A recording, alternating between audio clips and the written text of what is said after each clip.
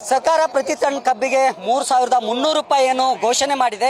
ಇದಕ್ಕೆ ಸಂಬಂಧಪಟ್ಟಂತೆ ಕಳೆದ 9 ದಿನಗಳಿಂದ ಅಂದ್ರೆ ಸುಮಾರು ಬಹಳಷ್ಟು ದಿನಗಳಿಂದ ಆದರೆ 9 ದಿನಗಳಿಂದ ಬೆಳಗಾವಿ ಜಿಲ್ಲೆಯಲ್ಲಿ ಕ್ರಾಂತಿಯನ್ನೇ ಹುಟ್ಟು ಹಾಕಿರುವಂತ ಏನು ರೈತ ಮುಖಂಡರಾದಂತ ಚುನ್ನಪ್ಪ ಪೂಜಾರಿ ಅವ್ರನ್ನ ಜೊತೆ ಇದ್ದಾರೆ. ಅವ್ರು ಏನ್ ಹೇಳ್ತಾರೆ ಅಂತ ಹೇಳಿ ಕೇಳ್ತೀನಿ. ಅಣ್ಣರ, ಈಗ ಸರ್ಕಾರ ಒಂದು ದರವನ್ನ ನಿಗದಿ ಮಾಡಿ ಪ್ರಕಟ ಮಾಡಿದೆ, ಅದಕ್ಕೆ ತಾವು ಸ್ವಾಗತ ಮಾಡ್ತೀರಾ ಅಥವಾ ಏನ್ ತಿರಸ್ಕಾರ ಮಾಡ್ತೀರಾ ಅಂತ? ಈಗ ನಾನು ಕೂಡ ಅವ್ರಿಗೇನ ಅದನ್ನ ದ್ವೇಷನೂ ಮಾಡಲ್ಲ, ಸ್ವಾಗತನೂ ತಕ್ಷಣ ಮಾಡಲ್ಲ. ನಾನೇ ಗುರ್ಲಾಪುರಕ್ಕೆ ಹೋಗ್ತಾ ಇದ್ದೀನಿ. ಈಗ ನಾನು ರಾಷ್ಟ್ರೀಯ ಹೆದ್ದಾರಿಯಲ್ಲಿದ್ದೀನಿ. ಅಲ್ಲಿ ಹೋಗಿ ಈ ಸಂದೇಶನ ಕೆಲವು ಮುಖಂಡರಿಗೆ, ಯಾಕಂದ್ರೆ ಇಡೀ ಎಲ್ಲರಿಗೂ ಕೂಡ ಹೇಳಲಿಕ್ಕೆ ಬರಲ್ಲ, ಪಬ್ಲಿಕಲ್ಲಿ ತೀರ್ಮಾನ ಮಾಡಕ್ ಬರಲ್ಲ. ನಮ್ಮದೇ ಆದ ಕಬ್ಬು ಬೆಳೆಗಾರ ಬೆಳಗಾವಿ ಜಿಲ್ಲೆಯಲ್ಲಿ 1000 ಟನ್ ಬೆಳೀತಕ್ಕಂಥದ್ದು ಒಂದು ಲೀಡರ್ಸ್ ಇದ್ದಾರೆ ನನ್ನ ಜೊತೆ. ಅವರು ಕೂಡ ಸಾವಿರಾರು ಜನ ಇದ್ದಾರೆ. ಬೆಳಗಾವಿ, ಬಾಗಲಕೋಟೆ, ಬಿಜಾಪುರ ಎಲ್ಲರೂ ಇದ್ದಾರೆ.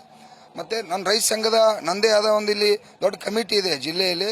ರಾಜ್ಯದಲ್ಲಿ ಕೂಡ ಎಲ್ಲ ನಮ್ಮ ರಾಜ್ಯದ ನಾಯಕರೆಲ್ಲ ಬಂದರು. ಎಲ್ಲರೂ ಕೂಡ ಡಿಸ್ಕಷನ್ ಮಾಡಿ ನಾವು ಬೆಳಿಗ್ಗೆ 9 ಗಂಟೆಗೆ ಒಂದು ತೀರ್ಮಾನ ಹೇಳ್ತೀವಿ. ಆ ತೀರ್ಮಾನ ಅದಕ್ಕೆ ಓಕೆ ಆತಂದ್ರೆ ನಾನು ಸರ್ಕಾರದಿಂದ ಒಬ್ಬ ಪ್ರತಿನಿಧಿ ಬರಬೇಕು.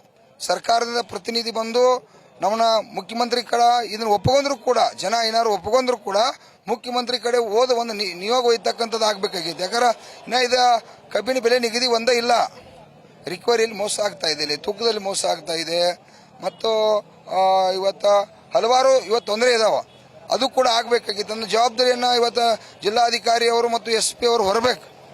ಯಾಕಂದ್ರೆ ಇದು ಕಬ್ಬಿನ ಬೆಲೆ ನಿಗದಿ ಒಂದಲ್ಲ. ಇವತ್ತ ನಾವೆಲ್ಲ ಕೂಡಿ ಒಕ್ಕಟ್ಟದಾಗ ಇಸ್ಕೊಂಡಿ ಮುಂದೆ ರೈತರನ್ನೆಲ್ಲ ಕಾಪಾಡ್ಕೋತ ಹೋಗ್ತಕ್ಕಂಥದ್ದು ಆಗ್ಬೇಕಲ್ಲ, ಅದು ಮೋಸ ಆಗ್ತಾ ಇದೆ.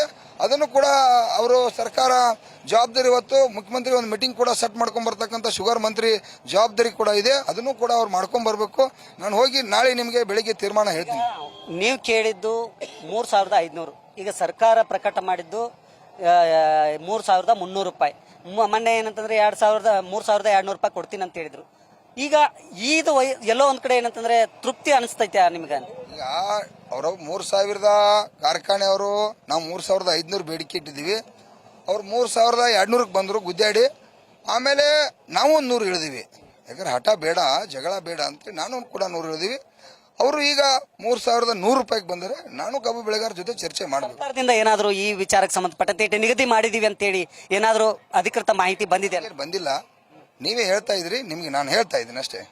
ಇದಿಷ್ಟು ಏನಂತಂದ್ರೆ ಚುನ್ನಪ್ಪ ಪೂಜಾರಿ ಅವರ ಮಾತು. ಕ್ಯಾಮರಾಮನ್ ನಾಗೇಶ್ ಜೊತೆ ಶ್ರೀಕಾಂತ್ ಕುಮಕಡಿ, ನ್ಯೂಸ್ ಫಸ್ಟ್ ಬೆಳಗಾವಿ.